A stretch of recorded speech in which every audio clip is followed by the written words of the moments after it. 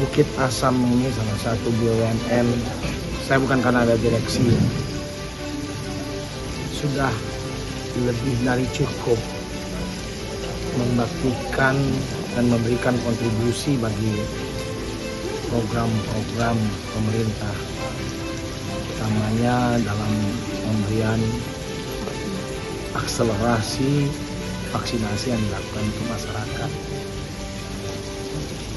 Yang melalui saya ataupun lewat saya saja mungkin sudah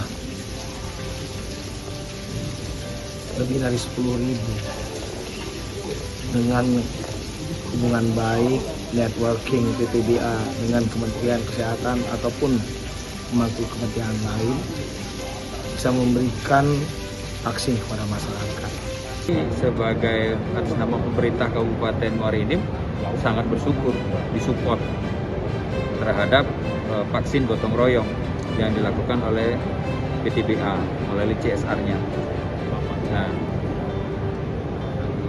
karena kebutuhan vaksin di kita rata-rata per minggu itu 20.000, bisa nyampe ke 36.000, tapi yang kita terima saat ini cuma 7 sampai 9.000 per minggu, sehingga untuk pemenuhannya sangat kurang.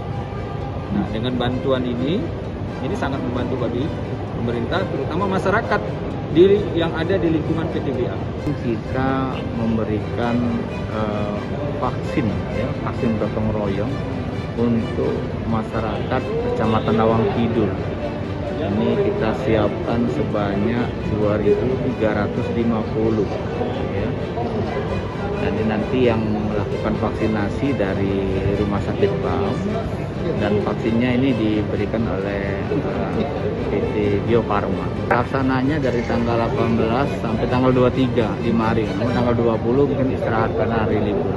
Harapannya adalah dengan adanya vaksinasi ini paling tidak kita mencegah ya masyarakat terkena COVID, dan dengan demikian dengan adanya vaksinasi yang sudah diberikan kepada masyarakat, ya kita bisa berubah ya dari level 2 bisa ke level 1, dari zona kuning sekarang bisa hijau.